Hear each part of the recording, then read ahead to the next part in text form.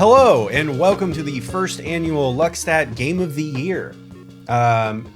For the past 5-ish years, Dakota, my longtime collaborator who has edited the Visceral video, the Pandemic video, takes a look at all of the Luckstat videos before they get out the door. And I have come together, and we're not really people who play new games. Or if we do, it's one or two when they go on sale on Black Friday. So we've only been playing them for a couple of weeks, like me with Star Wars Outlaws this year. But so typically what we do is we come together and we discuss the games that are new to us in 2024 that we played through, that typically either finished or felt like we got our money's worth. In the past, we've done top and bottom. This time, we're just going to do our top games. So with me is the first person to ever win. To ever unlock Abraham Lincoln in Fight Club, my good friend Dakota. The first person How you doing, you Dakota? know. Because there's some poor sap at IGN that had Yeah. to go and 100% that game and then play the multiplayer. Some QA tester at whatever studio that's now probably closed that made that game. The magic of these end of the year videos to me is always like anything is up for grabs if we've never played it. Like, I feel like, not to be like, oh, well, when you do something, you should try and do it better or new or innovate a little bit. And I've always felt like this is our like innovation on the top 10 whatever year list, or the end of the year wrap up kind of style. And I don't know. I like it because I look forward to every single game I play being able to like put that on the list and it's up for discussion. And like, you know, I played Ocarina of Time for the first time a few years ago. Yeah. I think Ocarina was my first one. Was on there for me too. Where it's like I played that for 10 years, but I finally finished it for the first time. So now I can really talk about it. And it stacks up against. You see how these like classic games stack up against like more modern titles or titles that came out maybe before that. And it's like what truly is, and it's just in our weird personal opinions, which I have really bad opinions on video games. I play a lot of bad ones. I think that so far this year I've listened to like maybe 5 to 6 hours of different podcasts, you know, discussing Balatro. And like, don't get me wrong, I'm excited. We're both, as you called it when we were discussing before this, Solatro, like because you thought it was solitaire or something, I think. But you know, but at the same time, like it's kind of nice to talk about different games that we wouldn't necessarily talk about. So this is games that are new to us in some, you know, hadn't played before. Picked up either for a video or just, you know, I've been slowly working through the Assassin's Creeds for the second year, just to kind of give a little bit of a taste, since this is kind of the first time, you know, either of us have, me especially, has like talked like out of kayfabe, if you will, like peeking behind the curtains, you know, with my cat playing with his toy behind the ear. It's just kind of give Dakota, like, what are your like top 5 games of all time? I like to preface that my rating style is a bell curve. A 5 out of 10 is still a good game for me. Like most games fall in a 5 out of 10. And I do give out a lot of 10s just on like the merit of like, I liked this so much, I could not find a flaw in it. But I don't think my top 5 is all that surprising. From 5 to 1, it's Fire Emblem 3 Houses, Titanfall 2, Stardew Valley, Skate 3, Red Dead 2. Yeah, no, not a single surprise. I think one of those you actually played on one of the old top 5 videos. Mine is Halo 1 from 5 to 1, Halo 1, Yakuza 0, Burnout Paradise, BioShock, and then Fallout New Vegas, of course, number 1 at the top with a button. But so I'm kind of looking over. So we send each other lists before. I'm kind of looking over. So you played.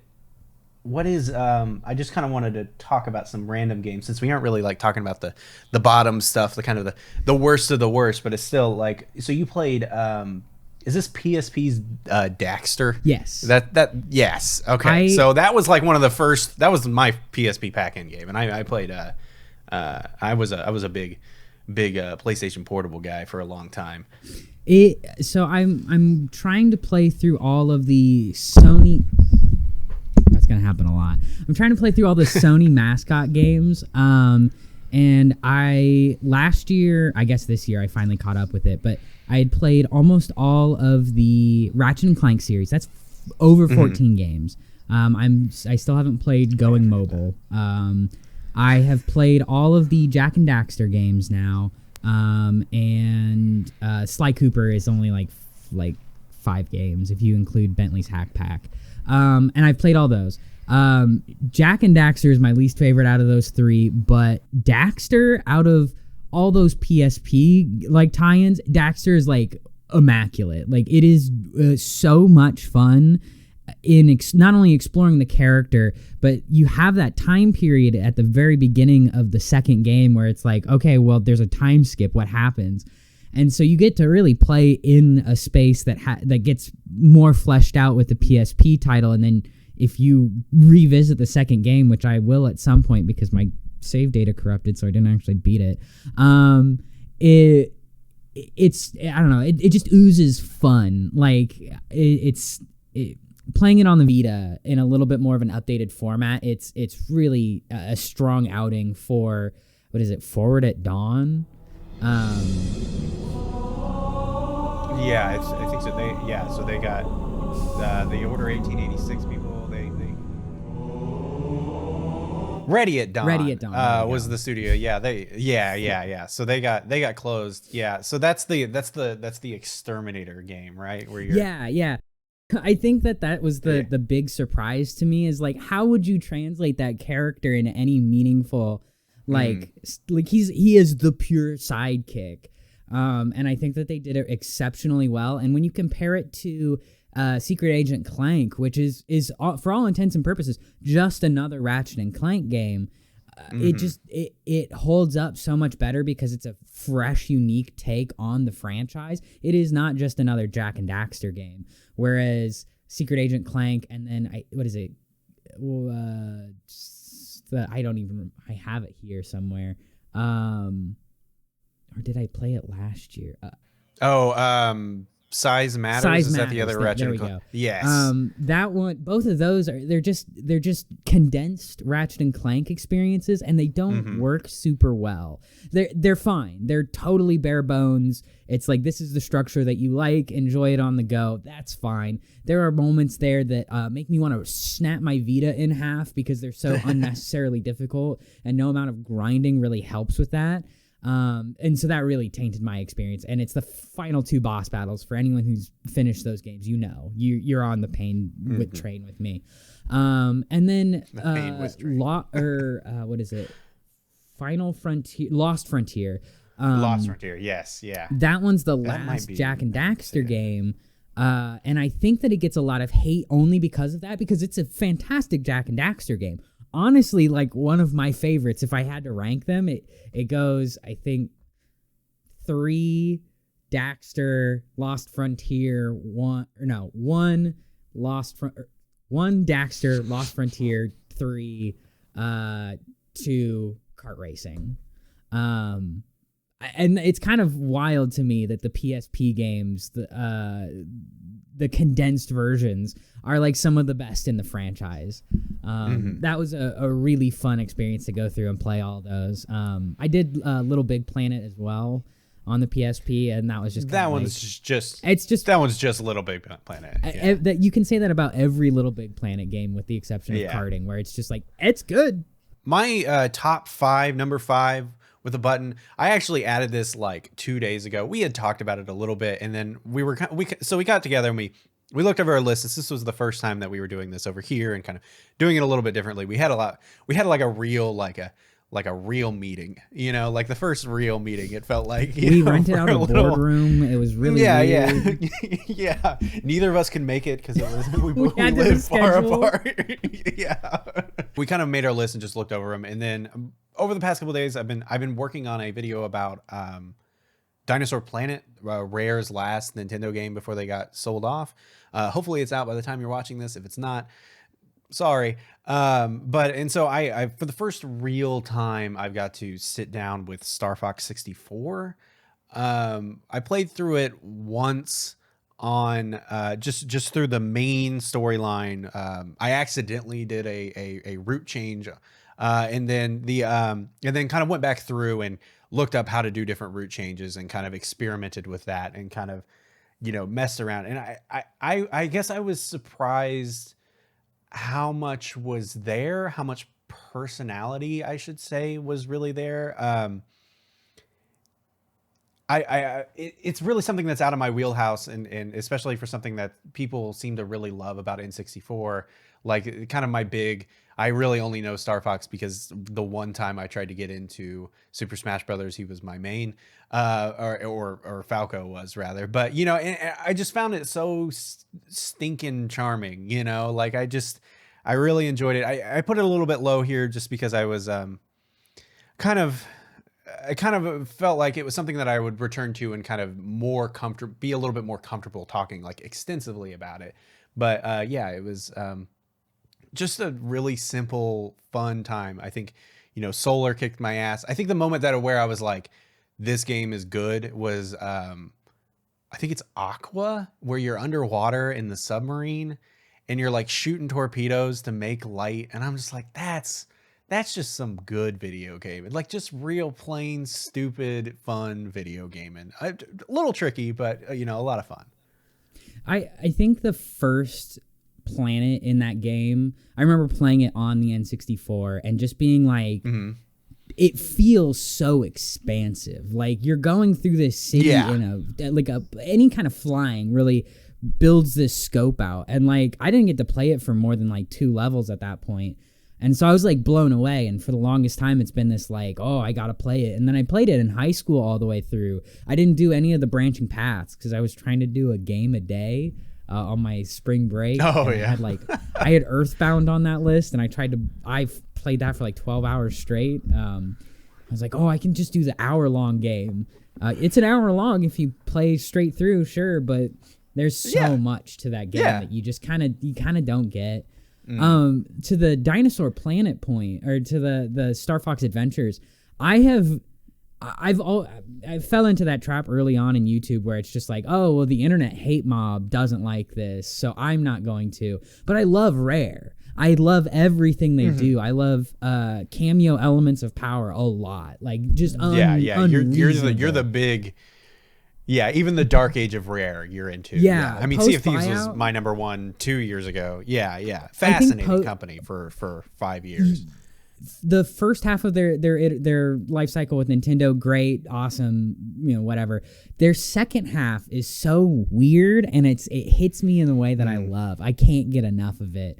But I think when we were talking about that, you described it as one of the most rare games, and somehow that made me want to like immediately play it. Like, I got the Wii set up downstairs, like it's ready to play. Like when I we'll have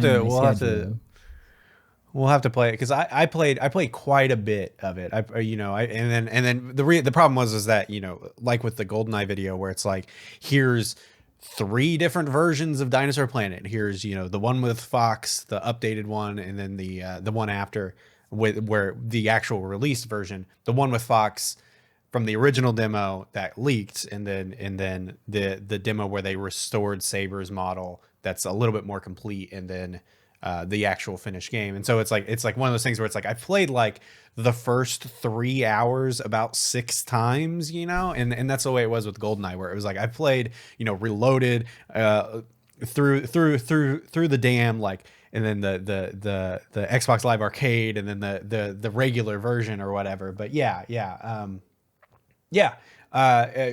really cool game that I would like to spend more time with, just purely because like there's it's a lot of it's basically like more Ocarina of Time, which is not a bad thing to me by any means. Like, definitely a criticism at the time, but like nowadays it's just not a bad thing. But yeah, so what was your number 5?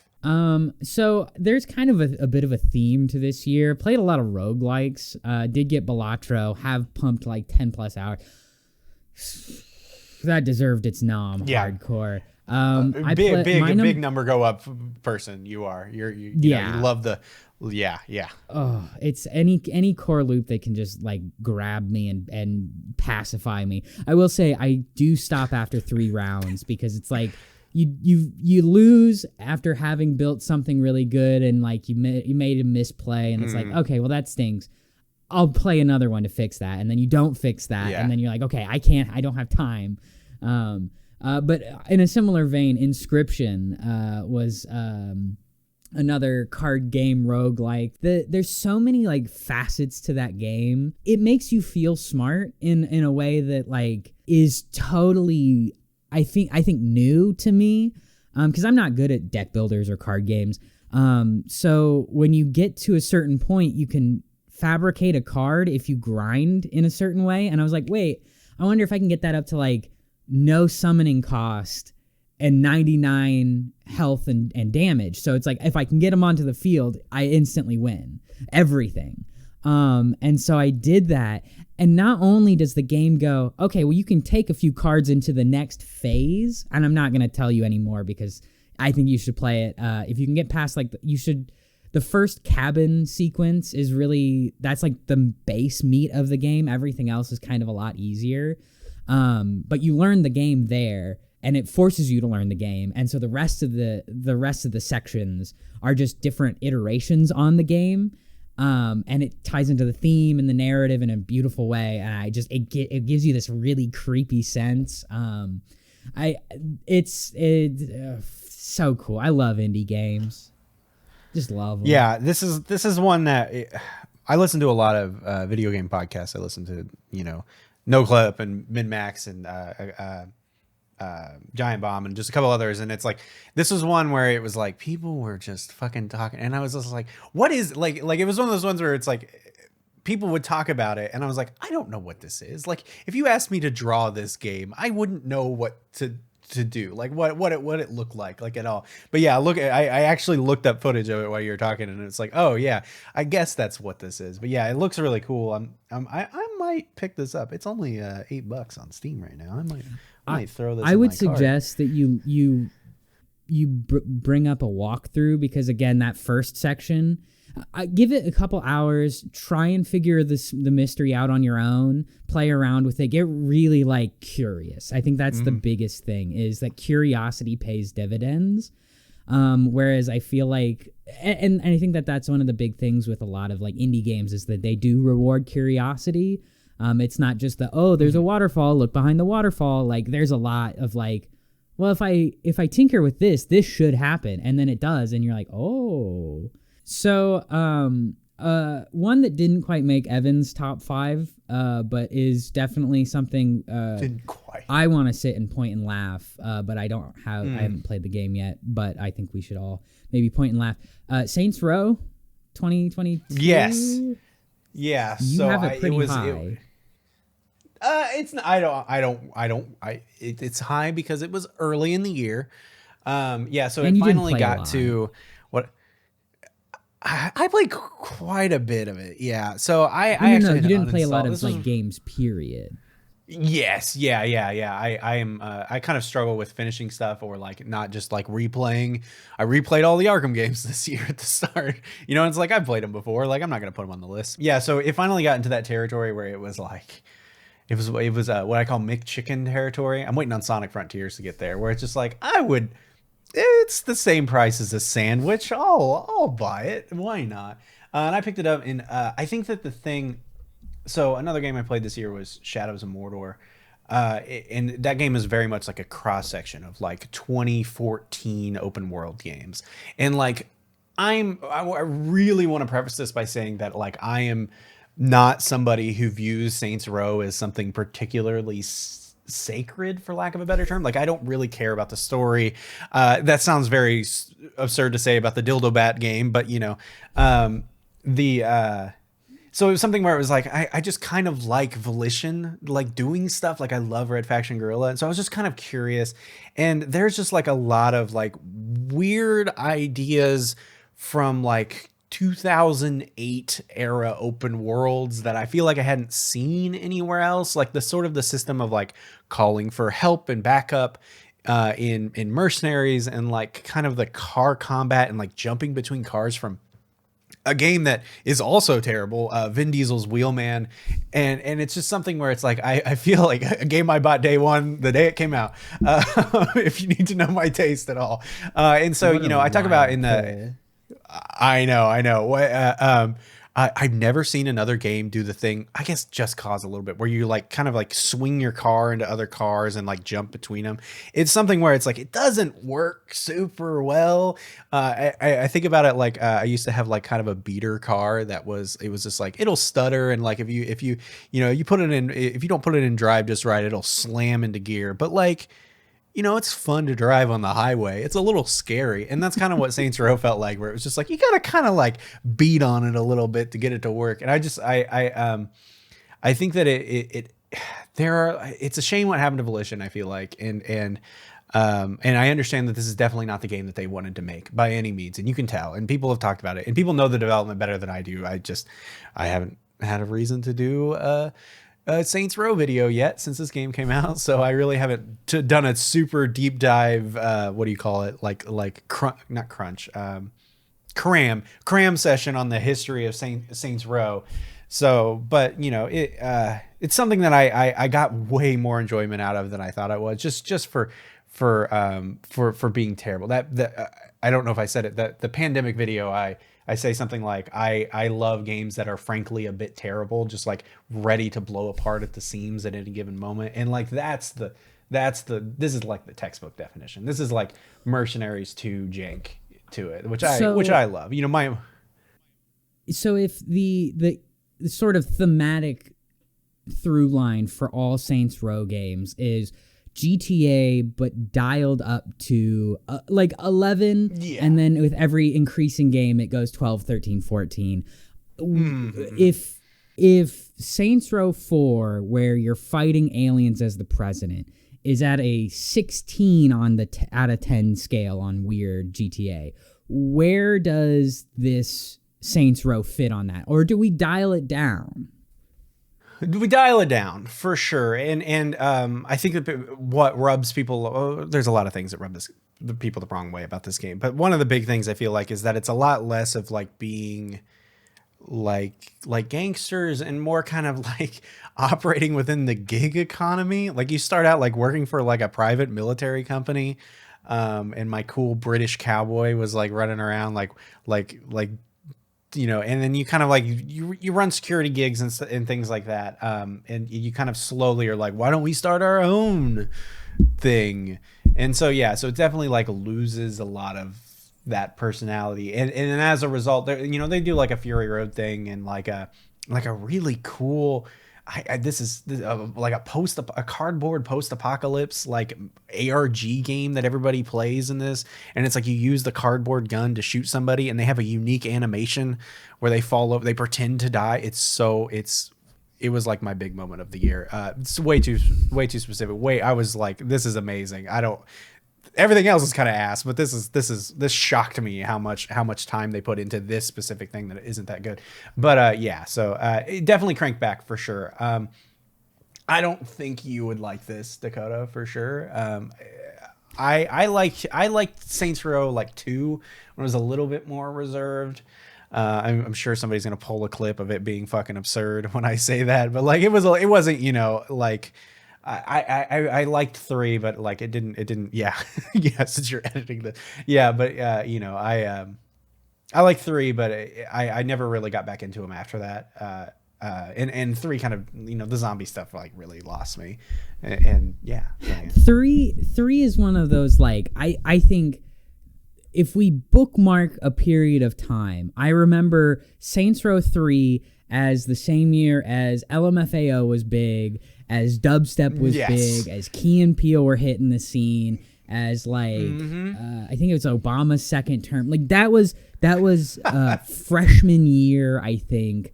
Just everything coalesced. Machinima was really big. Like just a very big bookmark in my like view of history through video games. And I've always looked at that as like, it's not a great game, but it's like it's the video gameiest video game kind of thing, where it's like, we know what we're doing. Yeah. It's goofy. It's tongue in cheek. We're focused on the playing thing. We're not really worried about anything else. And I appreciate that. I just think it gets a little like too tongue in cheek. And then only get like the tongue just like pierces through the cheek with 4. And it's like, okay, this is, guys, come on. Something here, please. My 4th one, I think I beat it in a week. And I think saying that, I don't know how long to beat score on it is, or time frame, but that's a disgusting amount to play one game. Dave the Diver just had me by the teeth. Like, I like the idea that you can just make your suit. You can focus on anything. It's upgrading your sushi shop, making real good sushi, hiring good people, collecting fish, exploring. All those things work in tandem so well. I don't really have a lot new to add to the conversation other than I liked it. It was so good. I'm super stoked for the DLC coming out this year or next year. I don't know, whenever it comes out. Any more reason to play that is a good reason. I got the plat within like the week of playing it. And then I found out that the trophies don't auto pop when you port your save over to the PS5 version. So, oh no, I have to play it again. So, oh no, yeah. I think there was a game last year that you're like, oh yeah, I played it. I hated this game. I played through it twice, and I was like, why? And it was like, oh, because they had unique trophies. Oh no, that was a few years ago with South Park and Stick of the Truth. I played that 3 times. No. It was yeah, you did that, but it was the soccer game last year. I just rewatched it. I can't remember what it was. It was Gumbara Super Strikers down below. Yes, Gumbara Super Strikers. Yeah. It came out in like 2019 and still had a Vita version. Yeah, that was a big surprise. I was mad at that one because I thought it would be cooler. And I wasn't. Your number 4 goes into a bit of a question that I have. You put Assassin's Creed Syndicate, and you also played Unity this year. Yes. For a franchise so big and daunting, to the point where I'm the kind of person who has to start at game 1 unless it's technologically infeasible. I want to start with game 1, and I've played Assassin's Creed, the opening of Assassin's Creed 1 like multiple times, and I just keep putting it down because it's just not my jam. This year I skipped a few and I picked up 4, and I was like, oh, I get it. This is Black great. Flag, right? I love this. Black. Because I did that on your recommendation, and to hear that you have been enjoying the franchise even further, I'm very curious. Well, yeah. So I have been playing through I started these last year for a video that became the Prince of Persia Assassins video. I knew that I vaguely had to play up to 3, and then I ended up playing 4 over like Labor Day weekend, I think it was. And kind of took a big long break and tried Rogue, kind of bounced off Rogue. I'm kind of, and then, which was the kind of the down port Xbox game when Unity came out, or 360 game when Unity came out on the next gen. And so, yeah, I played through Unity, which I thought was pretty good. And then I've played all the way through Syndicate as well. And then I've started Origins. I'm about 10 hours into Origins, which Dakota, you probably don't know this. That's kind of when they were like, all right, we're rebooting, we're quitting. Syndicate didn't sell super well. And we're rebooting and we're kind of going to like a more Witcher, more open world environment. People call them the RPG games. And that one's in Egypt, and that one's an impressive game in its own right. And Unity was something where it's like I'd kind of heard that it didn't run super great on last gen hardware. So now that I had a Series X and wanted, those are my plop down on my couch after work kind of games. I picked them up. I played through Unity. It took me a long time to get through. I think that game, people call that one of the best. I don't know if I necessarily agree. It's definitely like almost like a light retelling of 2 in a lot of ways, where it's like this kind of rich, snotty guy like kind of joins the assassins. I feel like they could have done a lot more, but I kind of understand. It's a technical marvel. Like outside of Cyberpunk 2077, I don't think I've ever seen a game with more stuff on screen at any given time, and more like detailed technical innovation, like running through windows and stuff. Like there's a lot more interior space. Right.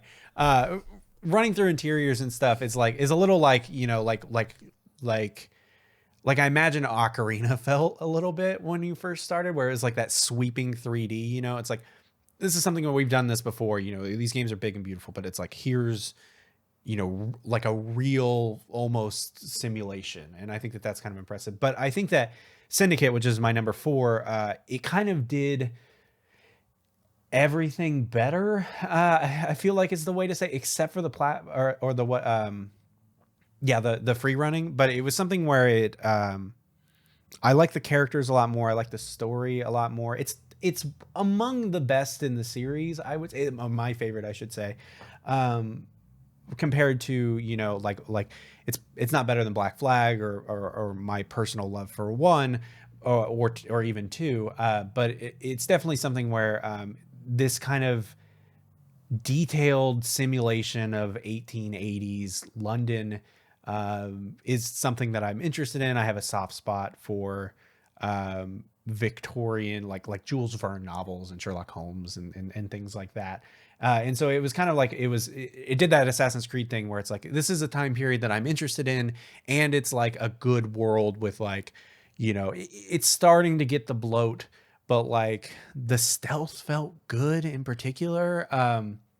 It's one of those things where you can switch between 2 different characters at any given time, and I really attached to Evie really well, where she just kind of is the more stealth based, and just like running around with Charles Darwin and Marx and Charles Dickens and politicians from the time and all of this stuff. It was just like we were watching The Crown the other day, and they referenced the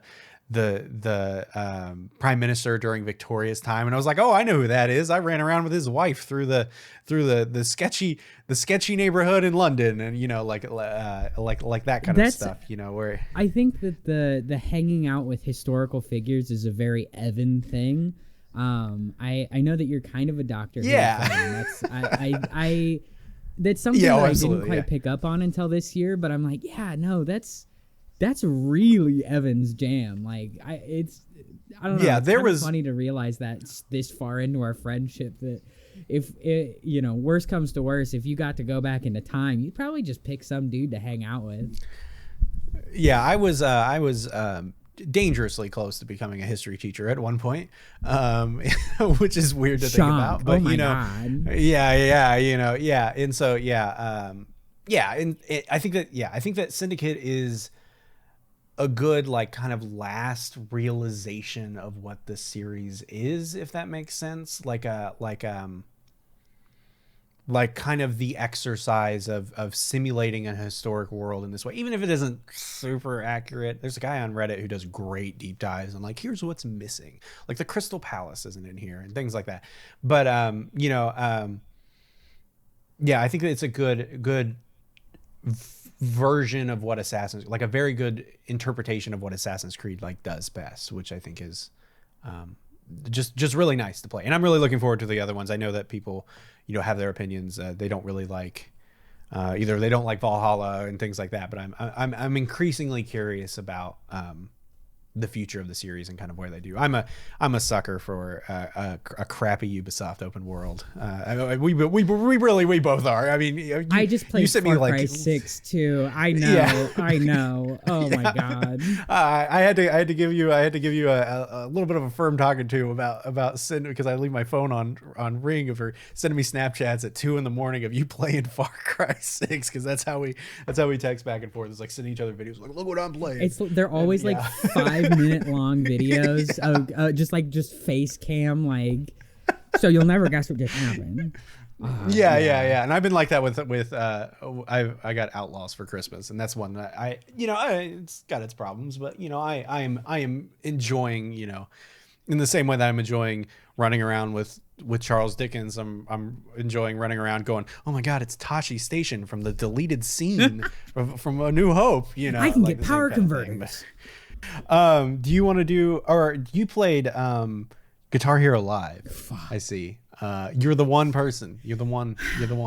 So at the bookstore that I work at, we can check out anything under $100. And so I've been able to watch some really cool things. That's how I played Far Cry 6. Was I borrowed it because I'm not giving Ubisoft any money.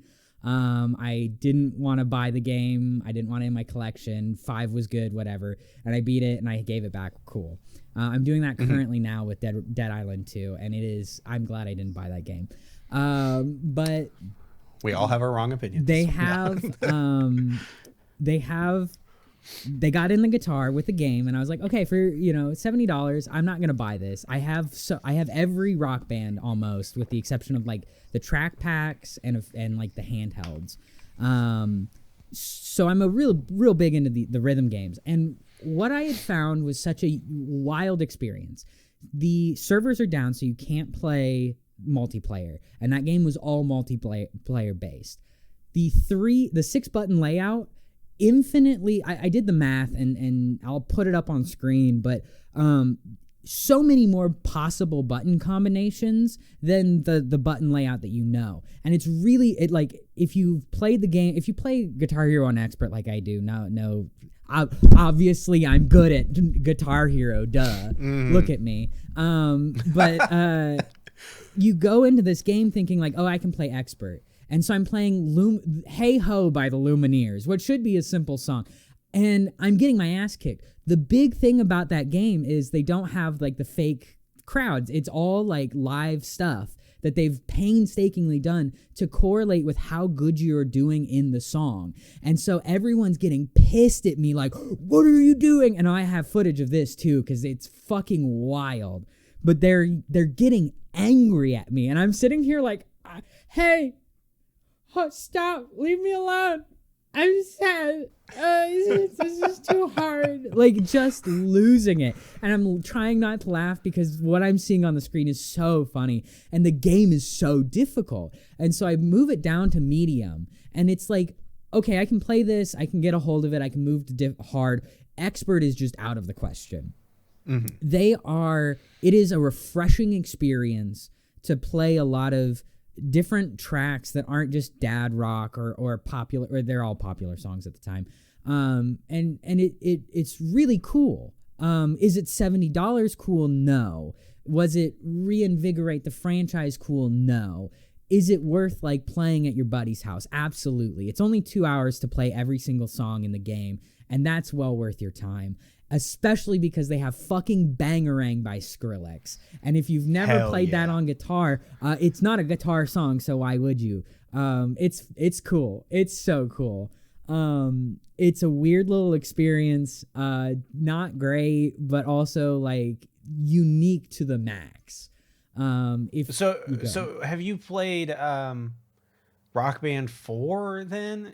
Because I feel like there was like a brief moment where it was like, they kind of jumped the gun on the 10, 20 years of nostalgia thing where it was like, here we go. We're bringing it back. I didn't know if you played. So they have a copy at work, but it's over the checkoutable price range, unfortunately, because it comes with like the Jaguar guitar that's really cool.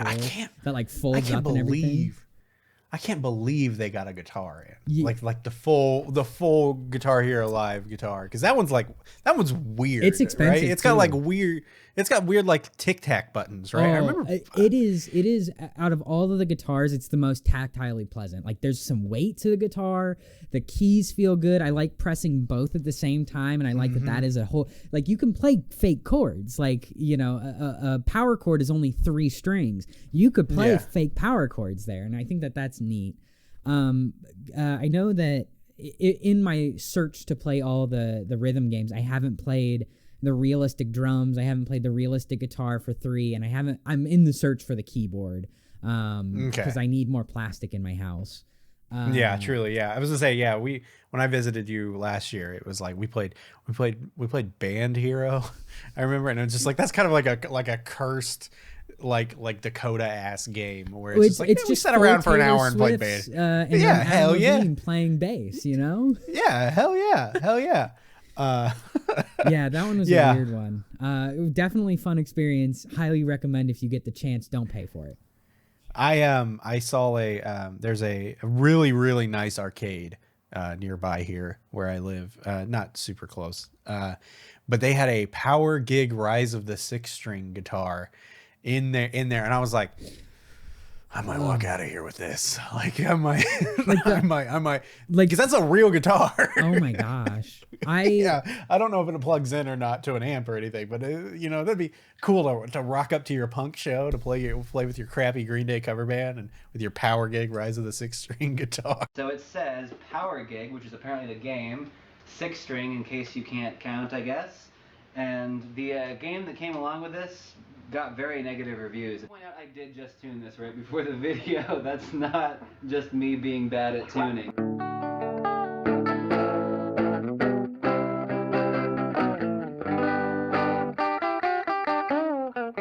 So do you want to do your number 3? Yeah. This is abbreviated. I was like, what is this? I don't know what this is. So I had mentioned this before. I finally caught up on Ratchet and Clank. I waited till I got a PS5. I got a PS5. It's great. I love it. Rift Apart does everything right with the controller, where it makes you feel like you're really there. Like the haptic the HD feedback in this is next level and really adds like this crazy sense of a new depth of feel to video games that I love. And that one was no exception. Fun, definitely like ranks number 2 on my all-time Ratchet and Clank list, with Crack in Time still being number 1. That is mm-hmm. so good. You can play that out of order and it's still good.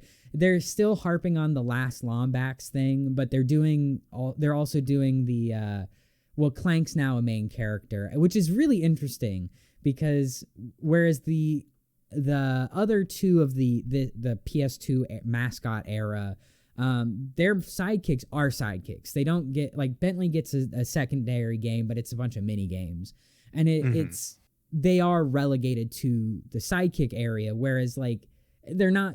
The main character's always like, no, you're not a sidekick, you're my best friend, but they're clearly like registered as that. Whereas, they're riding on their back. Yeah. And while Clank is riding on Ratchet's back for utility purpose, he is still a main character. And I think that this game really solidifies that, where you're going to have the A and B plot, but they're A and A because it's Clank and Ratchet. And then they get separated and they get switched with their different partners. And it's like, okay, well, if this is kicking into a new trilogy, which God knows after the Insomniac leaks, RIP, we might not get one for quite a while. It really does. It sets up for a great new era of Ratchet and Clank, and if we're gonna get that in every generation, with the exception of the PS4, I'm totally cool with that. Like, I think that the Rift Apart trilogy will be really good if they continue with it. It's surprisingly one of the shorter entries where there's not a lot of post-game content, which is really weird. I collected all the gold bolts, didn't get a trophy for it. Like, oh, that's really weird. Yeah, the platinum for this one doesn't require a second playthrough, which I think is odd. But a phenomenal game that I very much enjoyed and don't have too much more to geek out about. I one of the closest, because I don't platinum games. The only platinum I think I have is Tales of the Borderlands. One of the Borderlands. I don't think you do, because you have to do that multiple times. That's not. Do you? Yeah, it's not like the other Telltale games where it's like you have to replay it or play it in a very specific. It's awful. I hate that game. I like that game like as a story. More than anything. Sorry, the first one. There's the newer one. Yeah, the first one. Oh no. Yeah. So, but the other one that I was closest to was the first PS4 Spider-Man, and like it's the same kind of thing where it was like you didn't really have to do a second playthrough, and that was kind of why it was like, I can do all of these challenges on normal and still get the trophy for it. And to me, that appeals to me as somebody who's not, you talked about earlier about Inscription you should get a walkthrough. It's because I'm, kind of an idiot when it comes to video games. Like kind of a little, I'm not super good. Well, you want to. There's also the games that you want to turn off to, and you don't want to think. Yeah, there's those games that like inspire exploration. You're like, all right, I'm gonna lock in. I'm focused, and you've got 5 hours of my time. I'm gonna explore everything. And then there's the days that you just get off work and you want a Ubisoft sandbox. You just want to shove a handful of sand into your mouth and chew for hours. Yeah. That sweet Tatooine sand. My teeth are disintegrating as we speak. Yeah, but yeah. So I've played the first couple Ratchet and Clanks. I didn't particularly love the reboot. We talked about it in the past, but this is one where it was like, I bought an Xbox. This is when our friendship ended. Year. By the way, this is a business transaction exclusively. Yeah. Right. It was something where like they had kind of. It ended up not mattering very much, anyways. But they kind of bought up a lot of the studios that I like and I'm interested in doing, Obsidian and Bethesda and everything else. I'm a diehard Call of Duty. No, I'm not at all. But yeah, and so but Ratchet and Clank, like kind of being propped up as the PS5 thing, was like the first kind of instance of FOMO, at least a little bit, because I kind of knew at that point when they announced it that I was like, I'm probably gonna get an Xbox next time. But yeah, this is a cool looking game that I'm really looking. Well, you can get it on Steam too. It's on Steam now. Yeah, I know. So my number 3 is kind of outside of my wheelhouse. I played SteamWorld Dig 2. I actually picked this up because people were talking about SteamWorld Heist 2, which came out, and people were like, "This game's like Worms," and I was like, "Buddy, I'm a Worms guy. I'm a big Worms." No, and so which I didn't. Yeah, but again, it hasn't gotten to McChicken price yet. But SteamWorld Dig 2 was on Game Pass, so I picked it up and played it like just kind of straight through. I'm not really somebody who plays a lot of like side scrollers or this kind of is and isn't a Metroidvania. I really enjoyed it. Very cool, a lot of heart to it. Beautiful music, really great, like almost rogue-like gameplay loop, and honestly was not expecting it to get so Planet of the Apes by the end. What do you mean by that? Yeah, don't worry about it. You should play it, Dakota. I mean, it's on the Vita, so obviously I gotta get it. Oh yeah. I think that the SteamWorld series, just like from afar, as somebody who's just starting to dabble in them, I think it's kind of really fascinating. They're kind of what do you call them? What do you call it where it's not connected? Like the Cloverfield movies. Non-canon. Not non-canon, like anthology, an anthology series of like just trying different gameplay ideas. Like this one's a tactics one, and this one's a Metroidvania, and this one's a city builder or a card-based combat game. And like I think that's like a really interesting thing. It kind of reminds me a little bit of what Warhammer does now, and Star Wars did 15 years ago. So my second game of the year was Hades. Big fan of Supergiant games ever since Bastion. I really liked Transistor. I haven't beaten it. My save file corrupted when I switched computers, so I'll get back to it at some point. Pyre's really cool. Love the idea of basketball, but at the end you have to release a player, and your player wants to be released, so you're all of a sudden getting rid of your David Robinsons and going, gee, I hope this Tim Duncan guy pays off. Thank you for all 2 people that are still around after basketball talk. Sports. Anyway, Hades was my first big soiree into roguelikes.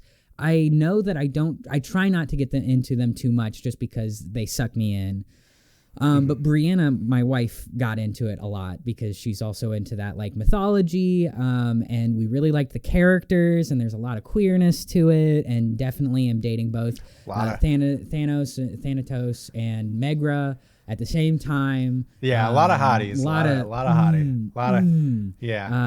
A great gameplay loop. The Kinsey sales sliding scale there in that game. It gets, you can make it really difficult if you want. We haven't gotten we've beaten the game, but haven't gotten the main ending, which takes like 200 more runs with different objects and whatever. But really stoked for the sequel coming out. I have a friend at work who's like really stoked on it too, so like we geek out about it. It gripped the household for quite a while, to the point where my wife did a circus show based on Hades, using the music of the Lament of Orpheus. It was like a whole shebang for the Halloween show. So it gripped our household, which is saying something that it's only at the number 2 spot. It was number 1 for 90% of the year until I got my PS5.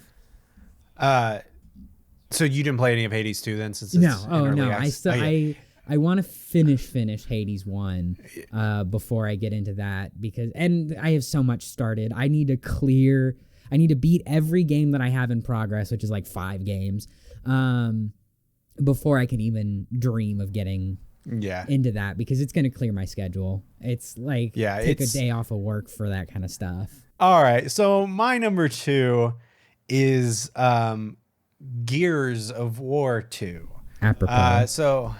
Of course. And so I played the first one last year over like Thanksgiving break or whatever. And I really, really enjoyed it. And I just kind of sat down with this one. I think this one's kind of almost better in every way. This was kind of the big one for everybody. Again, this is one where it's like, I don't really have a lot to add to the conversation other than I think that it's just really good video gaming. Just really good, like a lot of. I made the comparison last year to Titanfall 2 a little bit, where it's like, here's an idea and we're going to do it for a level and then we're going to throw it out and never talk about it again. And there's like this one where you're like the rain is like shards of metal, because you live in this, Dakota, I don't think you've played these. I've played like the first half of 1. It is like the most miserable world that you could ever live in. Like, and they're like, we play football and are tough guys. And I'm like, I think I would die if I lived here. I think I would just jump off a bridge. Everything is war.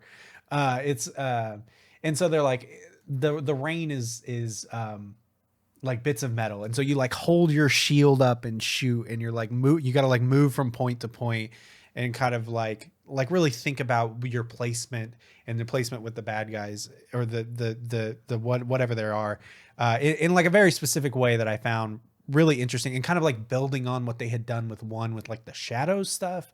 This is probably excruciating to hear for somebody who's a diehard fan, where I'm just like, I don't know the name of the little guys. I gotta shut the little guys. And so, so I started 3. This one ends in a way that I felt was pretty definitive. And so I was kind of surprised. I was going to say, I was like, that's spooky. Yeah. So I've played a little bit of 3. I'm like right to the big football scene. At least I think it's the big football scene in there, or Blood Bowl or whatever it's called. Blood Bowl's the Warhammer one. Whatever it is. Blitzball, Blurnsball. Blurnsball's the future. Blurnsball's the Futurama one. And so I'm curious to see where that goes, but definitely really, really enjoyed.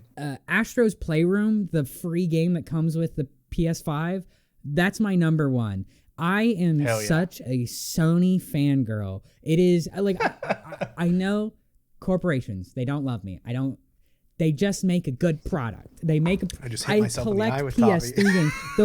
Those are resistance figures for the first game. There's Nariko from Heavenly Sword. Do you remember that game? No, I do. Anyway, I love the PS3. I love the PS4. I love PlayStation. Yeah. The PS5 is a phenomenal console. Has very little games that I'm like dying for, except for the Astrobot ones. Astro is really taken over as sort of the head mascot right now, and I love it because he stands for fun. He stands for innovation. And I've played everything up until this game, and now the new game. I haven't played the new game yet. Yeah, I was going to say, so this is the demo that comes with your PS5, it's correct? A full game. Okay. It is a free full game. The tech demo. Because what they do with a lot of these is, with the PS4 came the camera, and you could play with. That was the first introduction of Astro, and then when you get the VR, there's also Astro's VR Playroom, and that's a fun one. That one's they do feel like demos, but there's enough content there that I would consider them games. Rescue Mission was the big one on the VR, and that one was excellent too. Yeah, I remember that people were talking about that it was kind of the Mario of VR for a little bit, where it was like, this is the one. This is kind of the first great. When I But have anyways. people over to play VR who have never played VR before, it's Beat Saber and Astro's Rescue Mission. Yeah. Because it is playing a video game that you know in a way that is so engrossing. It feels like it's around you, and I love that. Occasionally it breaks, but like overall, it is the most engrossing video game experience I've ever played. Astro's Playroom for the PS5 does everything to showcase the console in like the most engaging way, where I was passing the controller off to my wife to be like, try this. They're doing, look what they're doing. Look how it feels. Feel it. Yeah, I was gonna say, yeah. A very tactile game. And then there's so much nuance to it where it's like you go into the GPU and then the little background's going GPU and like the music and like it gets louder and they add different things and like the visuals are accompanying to that, and it's so cool. But the thing that gets me is the gachapon machine, and I love the gachapon machine in every single Astro's Playroom, but this one you're collecting old PlayStation stuff.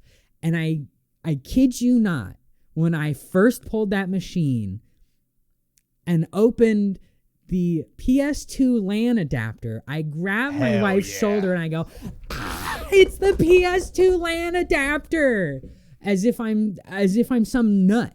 She's over there like signing the divorce papers, like, honey. Yeah, like just like this crazy person. It was so cool. And then you get you get the multi-tap, and then you get the light gun, and you get you can turn the little dial on the PS2 on like all of the stuff that I wished I had when I had a PS2 and didn't. So cool, and it showcases everything that I love and the history and like the future and how exciting it's going to be, and like celebrates their mascots. And like, Sony has laid off a bunch of people and has done some pretty bad business decisions, but like to celebrate your history as a consumer who, you know, can sit down and enjoy a product like this and be like, wow, this is beautiful. I love this history. I love being a part of it. I missed a lot of the PS3 era. I was in it, but I just didn't have a PS3.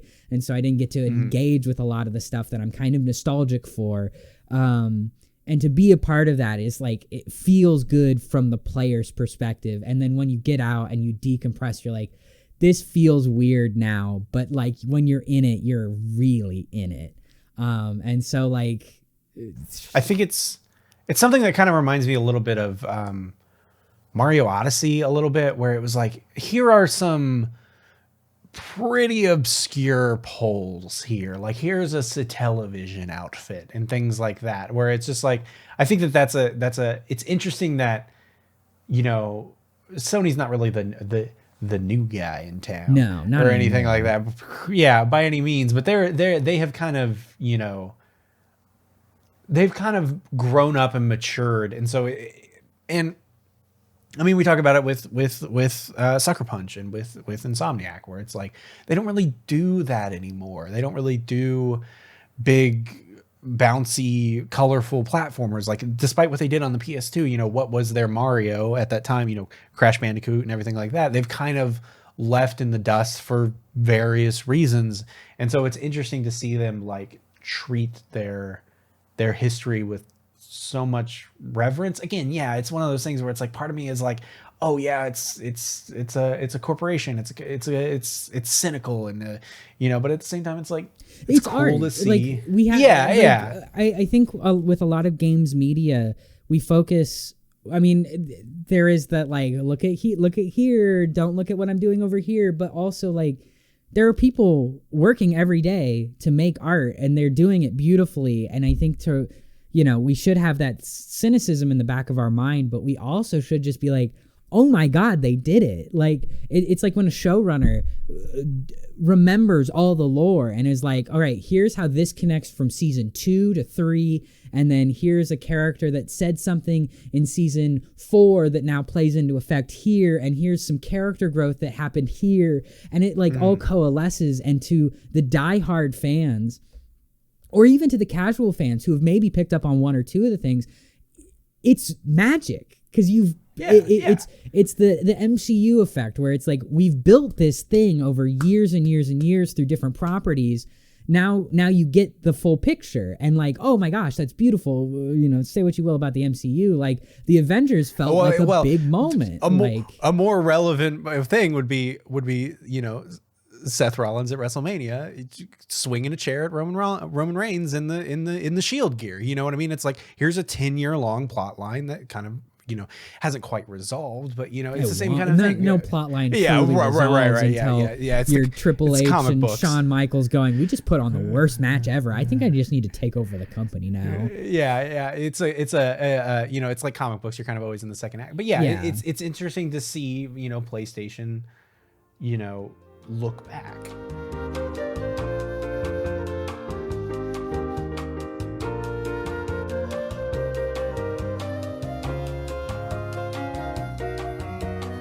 Dakota, I think that like with the year that gaming had, I think it's very, very easy to sort of dwell on the negativity a little bit. And I would be lying if I said that I wasn't as much a victim of this as everybody else is. It's just, layoffs and culture war stuff, and just kind of every little inch of gaming just kind of was a little rough around the edges. And Luxat's definitely a channel that kind of, I wouldn't say celebrates negativity, but it's something that exists kind of within negativity. I think that there is, you talk about canceled games a lot. You talk about, studios shutting down. You talk about people laying off. You talk about creative people working really hard on projects that just don't ever come out.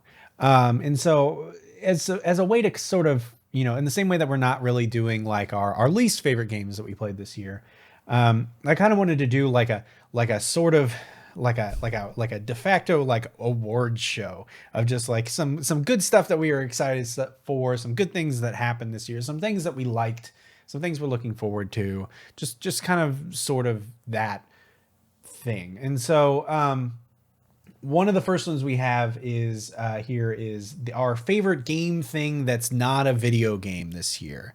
So like a game thing that happened. That wasn't, and we both kind of have two for each of these. This is they closed down right after this, and so I think that it's tinged with this a little bit. But this is the Game Informer cover story for Dragon Age: The Veilguard by, I believe it's Wesley LeBlanc.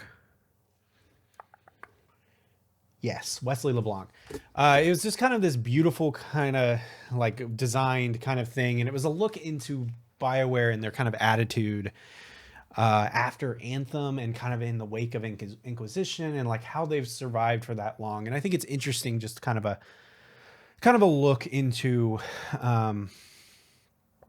how a company like that survives and changes and grows and things like that. And I think that there is a lot of negativity around it, but I think that in particular what I like is that he kind of talks about like his own relationship with it and his own relationship with hype and his own kind of not hang-ups, but like kind of anxieties about the Veilguard and the future of one of gaming's longest running RPG developers who are in a lot of ways unrecognizable from what they were before, and just kind of like using that as a way to sort of dispel a lot of the anxiety and a lot of the problems that they had. I thought it was a really great article that unfortunately came right when GameStop announced that they closed down Game Informer. It was literally their second to last issue, and the last one had already shipped by the time that they announced it. So, and I had done the subscription to it, and so yeah, it felt like a very fitting sort of ending to what do they call the New York Times? Is it the Gray Lady? Yeah, the Gray Lady of video games, the old storied institution that was Game Informer in a lot of ways. I think that a lot of creatives that I follow are people that came out of that. A lot of like all of the discussion about Rainbow Six Patriots is basically like out of Game Informer, and so I think it was just kind of interesting to see that being done. But yeah. You got one? My big one this year is really not theoretically about video games. It's about the video game space, but not really. It's a Folding Ideas video about James Rolfe, the AVGN, the Angry Video Game Nerd. I love this video because it forces you, and I mean, obviously it forced Dan Olson to like really think of who he is, where he came from, because they're, you know, similar ages and whatnot. And I don't really want to go too far into it because you should watch the video if you know anything about James Rolfe or have ever cared about his work. But what Dan forces you to do is think about the person and not the mythos created. And for a lot of us YouTubers, for people, especially in the video game space, like we grew up watching that. I remember really distinctly being shown AVGN by my friend Nathan, and we've watched so much of his content together. And like, it's a very like important part of my like YouTube experience, my journey through YouTube.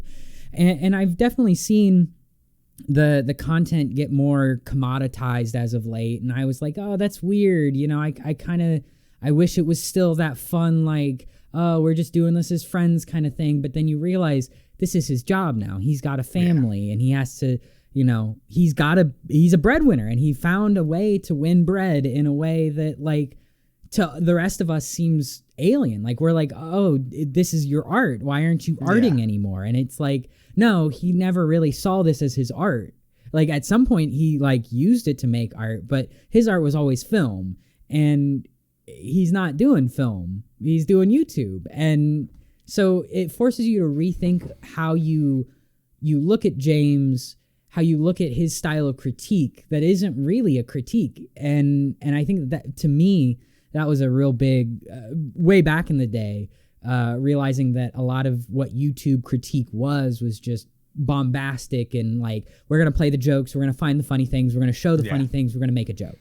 And it's like, okay, that's kind of funny, but when everyone's doing that, it's not as unique, or you're missing the bigger point of a game. And so people pile on to games that they've never played. And it's like, okay, so now that we've said that out loud, we have to reinterpret what we're wanting to do. And watching that video for me was like, yeah, what do I want to do with YouTube going forward? And it is finding that fun. I don't want to commoditize it. I want it to be art. I want it to be fun. I want to learn something along the way while I do it. And I think that video is really important. And it's also really well made.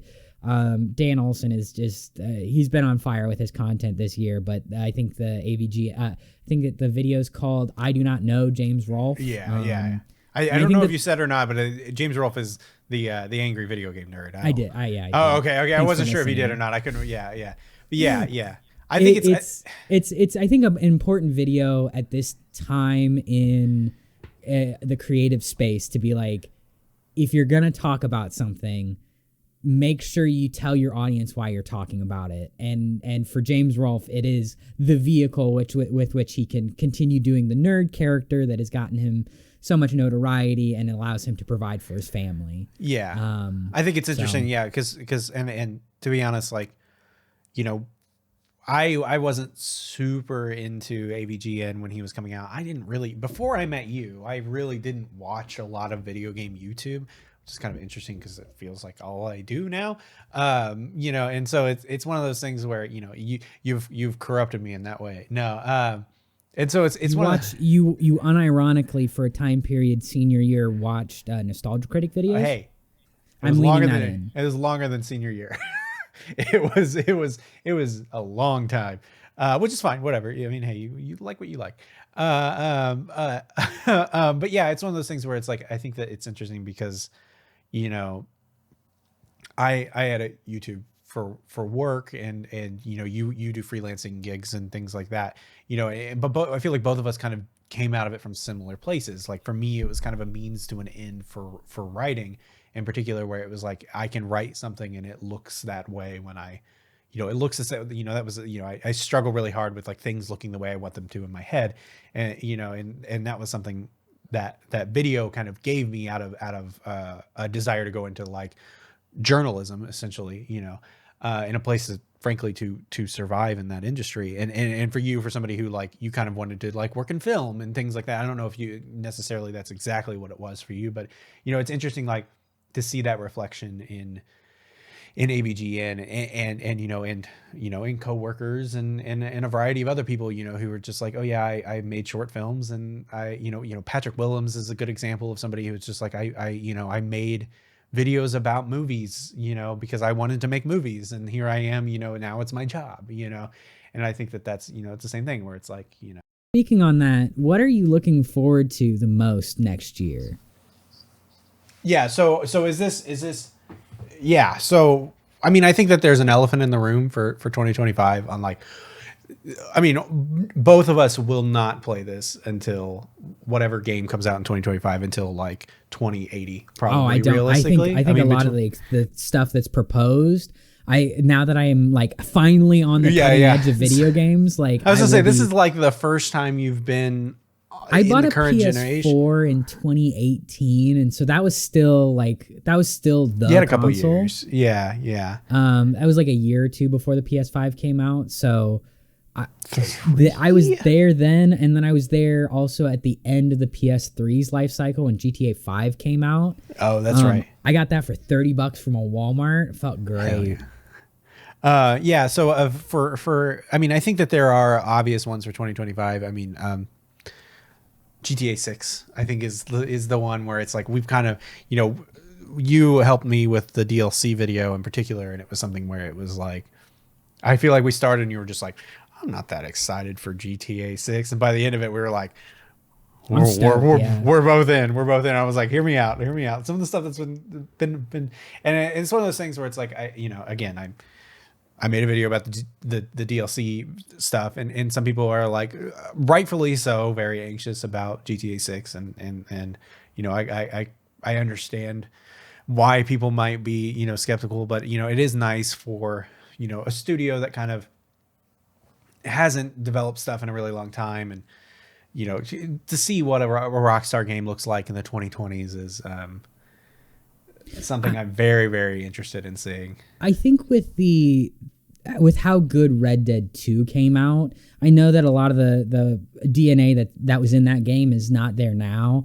Right. But I think Take-Two, and I think a lot of the other industry heads knows that putting more time, more effort, more money into making this game as good as it can be is the key to its success. It's probably, and maybe this is just pure speculation on my part, but I think that it's in everyone's corporate, monetary, whatever interest to make sure that this game is 10 out of 10 on day one.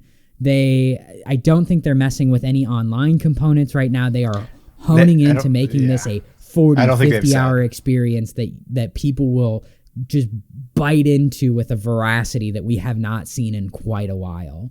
Do you have any, I mean, the Switch 2 is coming.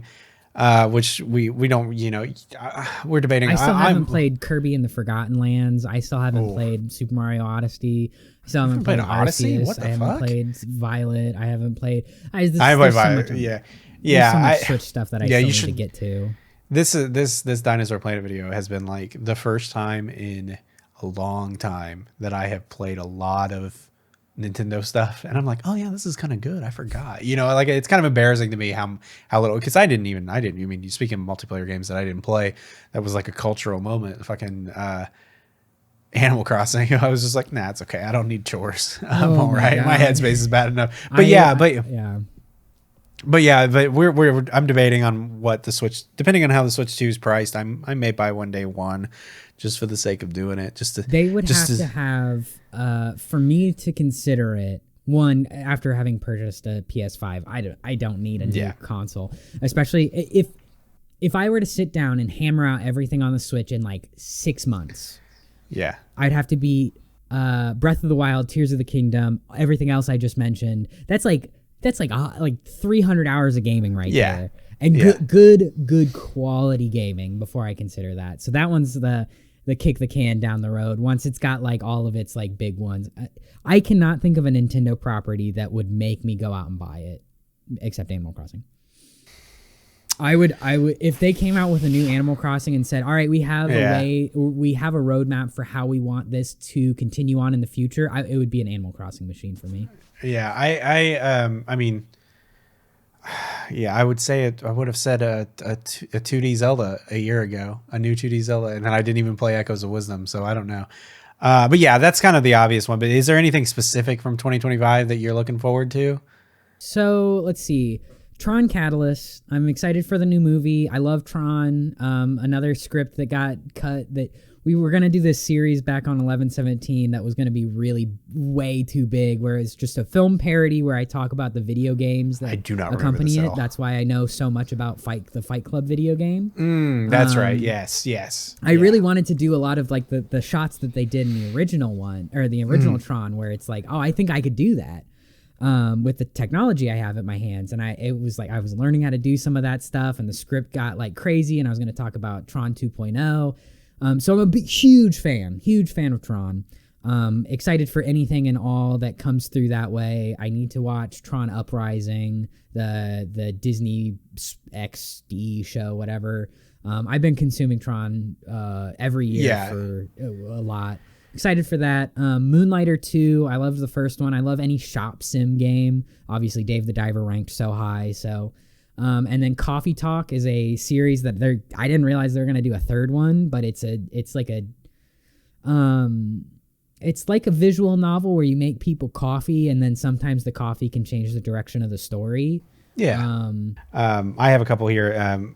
One I think will slip. I think Borderlands 4 will slip, personally, but that is one that I'm very much looking forward to. I guess it's been a little bit since they've done something, but that's one I would get day one if you wanted to do, because I've never done a Borderlands story run with a co-op partner, and I think that would be really cool. I'm gonna do Tiny Tina's Wonder World, not the DLC version, but with 4 players. With my GTA squad, and I'm so stoked to see how that turns out. I still haven't played that either. I should probably.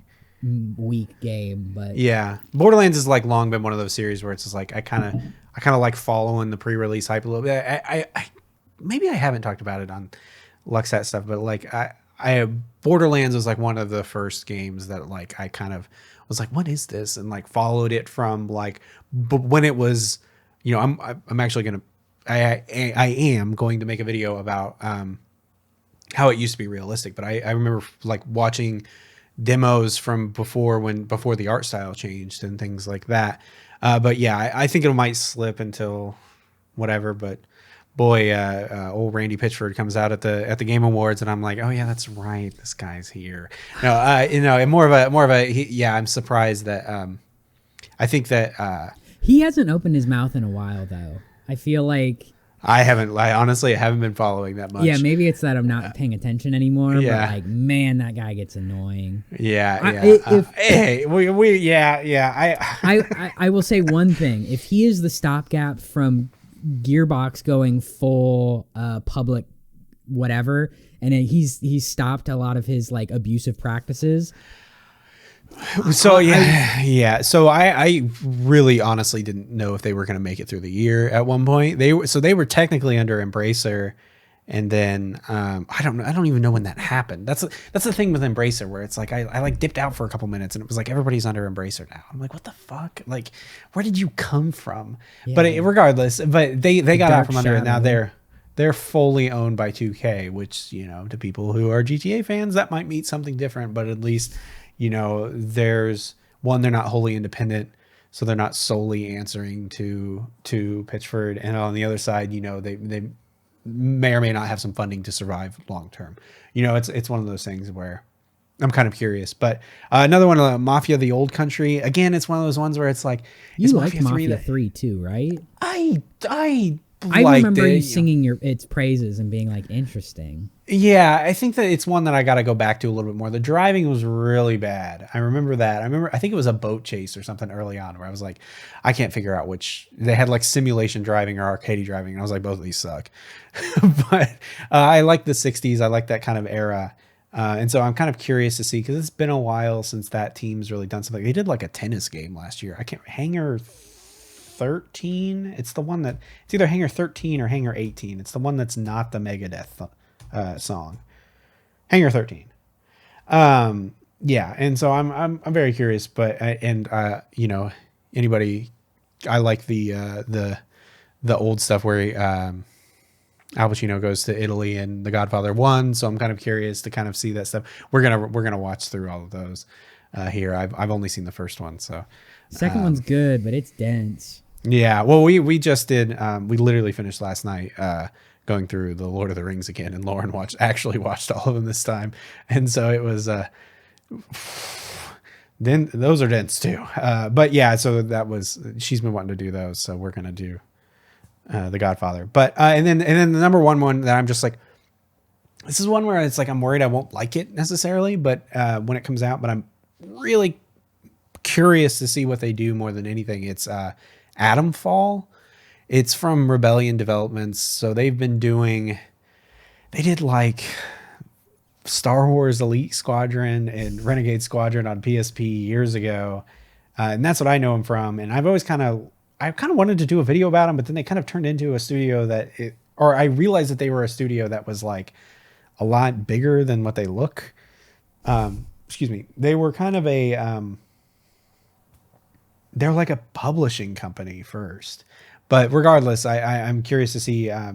They've been doing Sniper Elite games for 10 years, it feels like, almost exclusively. And so I'm kind of curious to see what they do when they kind of do like an immersive simi, BioShocky, Atomic Heart type thing going on. So yeah. So to escape sort of the video game realm for just a minute, having started working at a bookstore, or like gone full time at a bookstore, I have sort of been bullied into reading a lot more and consuming other media more than video games. I played a little bit less than I usually do. Let's see. I have a spreadsheet up. I was gonna say you played 60 1 year. I remember, and I was like, Jesus. So 2020 I played 61. 2021 I played 69. Nice. 2022 I played 115 games. I don't need to ask about that. Last year I played 66, and this year I played 45. I did just beat God of War, and I didn't add that to the sheet. But the average score 2020 was I averaged everything that I gave it. Average rating was 61, then 63, 61. 71 was 2023. I just played a bunch of 10s. Yeah. And then this year, again, not having factored in God of War, but it's sitting at a 69 right now. Nice. But taking a break from video games as much to like read and watch movies and listen to music a lot more. I wanted to ask about specifically a non-video game entity that has really like encapsulated this year. For me, it was reading Neuromancer by William Gibson.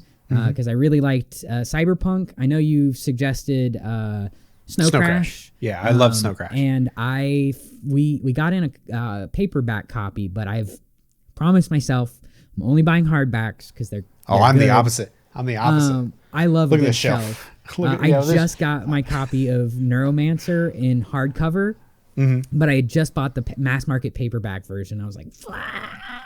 So if I'm patient, it'll come through. It'll be like $40 because they don't do that. But anyway, I read that one. It really adds to the lore of Cyberpunk in a really weird way because a lot of the ethos that's created by Gibson in that period proliferates through everything else. And so you get that, like, I don't want to call it the Neo Tokyo vibe, but like it's like 80s cassette retro futurism that's really cool. And then you pair that weirdly. The book that I read right after that was Kurt Vonnegut's Cat's Cradle, and it's weird how those two books intersect in this like anti-war mentality of like Neuromancer finishes and everything that happened it's like a Coen Brothers movie where it's like they build this Jenga tower and then when you get to the end you're like, hey, what happened to the base of the Jenga tower? And then the Jenga tower falls over like a Wile E. Coyote sketch.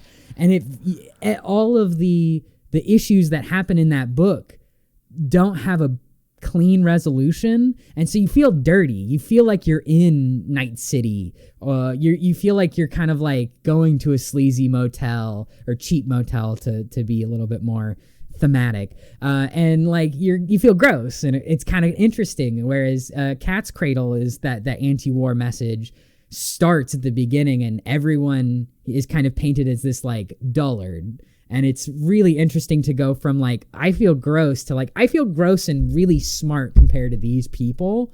And then as you get to the end of the book, you're like, I am just more miserable in the most optimistic way. After reading these two back to back, where I'm like, I hate war in a new way. I didn't think I could get there. I also feel incredibly intelligent and dirty. I need a shower.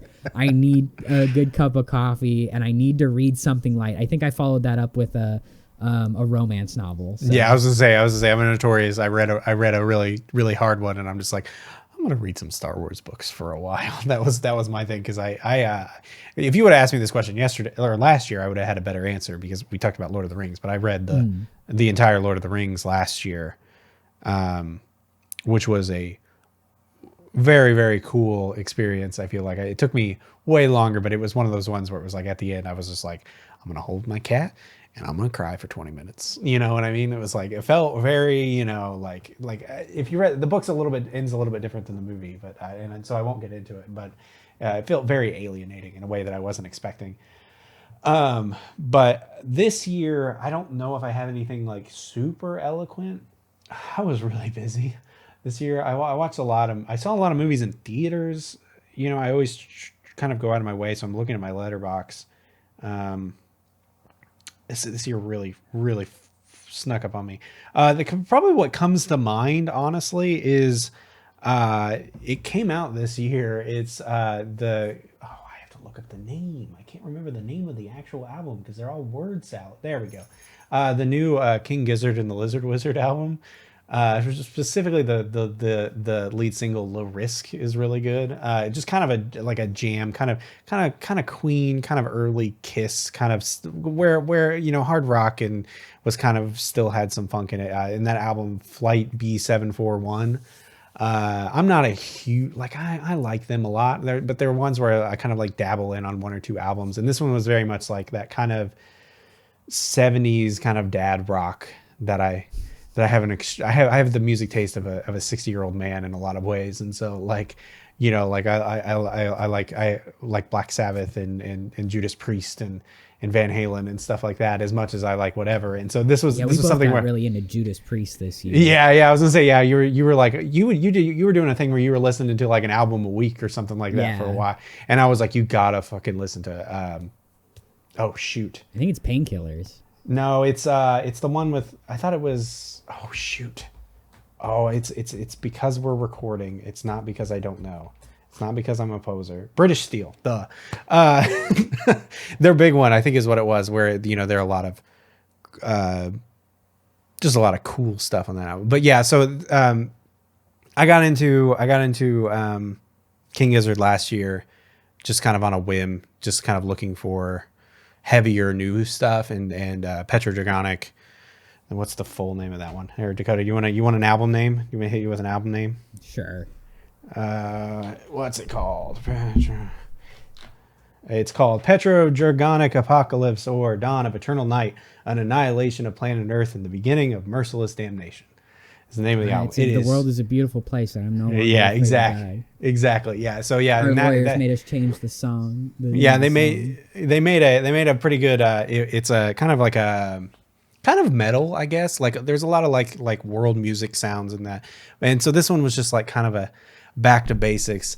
Put an 8-track in my Trans Am ass album, and it was, you know, particularly the lead single on that one was, you know, kind of important when I was feeling kind of anxious and kind of weird and you know, driving to the doctor or driving to, you know, do stuff for the wedding and things like that. And so yeah, as we kind of wrap up here, like I think that 2024 was a weird year.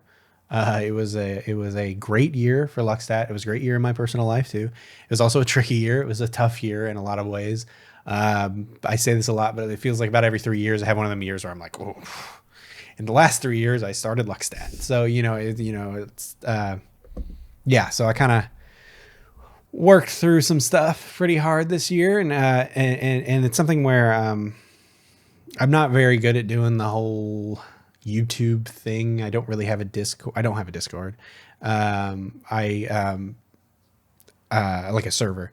I don't really stream. I pretty much just use now Blue Sky just because everybody's there, and formerly Twitter. Everybody's there. Get on Blue Sky. Yeah, now. It's fun. All right. Yeah, it's actually pretty laid back. I was gonna say it got you back on. I don't post, but yeah, and it was just it's one of those things where it's like the other site got super. We miserable. got added to a couple of lists of like big YouTubers, and it's weird to see my face up there. So I haven't really been good at the whole like YouTube thing necessarily. So like in the next year, it's something that I would kind of like to try and do. This is kind of a test, honestly, to kind of see how many people will click through a link or not. So if you're here this late, hello. If you're not here, if there's nobody here, if it's just me and Dakota, that's okay too. We'll probably still keep doing this. This was something that we had done for a long time, and we kind of had basically like a discussion multiple times throughout the year where it was like, how does this look for both of us? It's like, you've stopped doing as much YouTube, and you're kind of changing your ethos on YouTube and changed a lot since the last time we did it. You know what I mean? And it's like not to. But it's always tricky and weird and to kind of figure out how to grow and how to develop, a community. And like, there are people who comment regularly on videos, and I think that's lovely. And I don't know. If you're here now, thank you. Look forward to stuff in the future. Hopefully a Dinosaur Planet video this year. Hopefully it's almost done. I stayed up till 4 a.m. 2 nights ago to do it. So it's almost done. So unless a meteor hits, we'll be fine. Knocking on wood.